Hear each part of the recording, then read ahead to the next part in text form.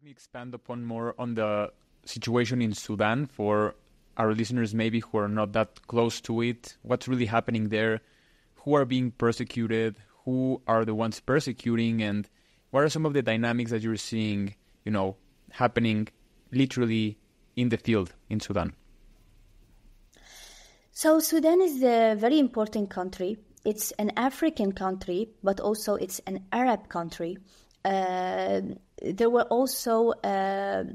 always been some sort of discrimination against Sudan and the Sudanese people from the Arab communities because, as the viewers know, not all the Arabs are Africans. Sudanese people are Africans. And there were a lot of discrimination against Sudanese workers, Sudanese people who worked in other Arab countries. And also Sudan suffered from wars for decades.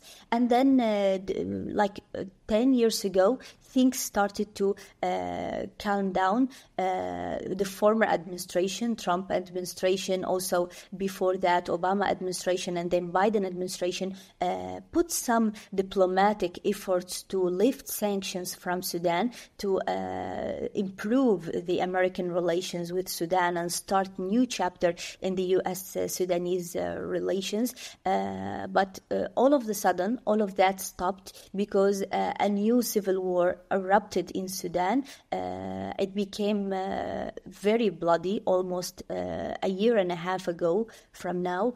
And the two groups that are fighting are two militias who are claiming governance, trying to control Sudan resources. Sudan is rich in resources, especially gold. And the people who are most affected by this war are women and kids. There is a lot of violence that's taking place in Sudan against women. Thousands of women were raped in Sudan from the militias. Thousands of kids were killed only during the last year when all what we used to hear in the news is about Gaza and about the war in Gaza. We saw a lot of exaggeration, a lot of lies in the news about the war in Gaza and what Israel is doing in Gaza, while we don't see any light being shed on the war in Sudan and the suffering of the people in Sudan. Jusoor was able to go to the women camps in Sudan and talk to them, hear from them, take exclusive interviews, exclusive coverage for what's happening in Sudan. And we heard very, very unfortunate news and unfortunate stories about what was happening. And recently our story in Jusoor made it to Fox News. And this is what we're trying to make in Jusoor. We're trying to bring local voices, unique stories that are very important, but they are very ignored also by the media. We try to make it viewed by as much people as possible in the Arab world, but also try to bring it to the American audience and to the American media. Wow, yes, and I'm going to do all that I can to also try to spread this interview and this conversation, also your work at Jusoor News with my audience as well. And Hadeel, I'm curious to know, you've had the like you say, you had a chance to speak with people on the field, literally women in Sudan. And also within your coverage that emerged from at Fox News Digital, you said that, the Sudanese people are questioning why the world turns a blind eye to what's happening in Sudan and are focusing just on fixating on the smaller conflict at Gaza. And this is not to minimize what's happening, it's a war nonetheless, but still that sentiment of, Sudanese people feeling left out. So what were you hearing about the Sudanese people specifically? What are they asking for in terms of the international community? And also, what are some of the most pressure points that they're living? Of course, the war and the raping, those are tragedies, but I would love to hear more insights into what's happening there. So What we heard from the people, we talked to a lot of people, civilians. We talked to educators in Sudan.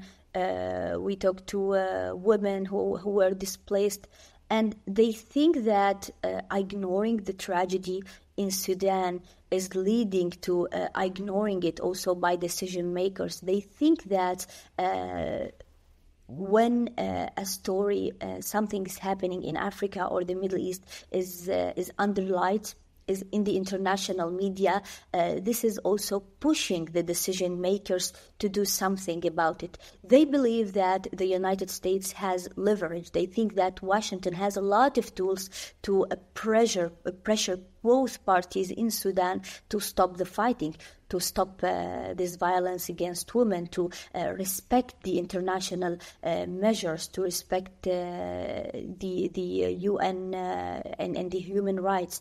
But when the media is ignoring what's happening in Sudan, when the news in Sudan is not in the newspapers that the decision makers are reading every day, no one will know, no one will care. There will be no popular or public attention or interest in pushing also the politicians to do anything for Sudan. They think that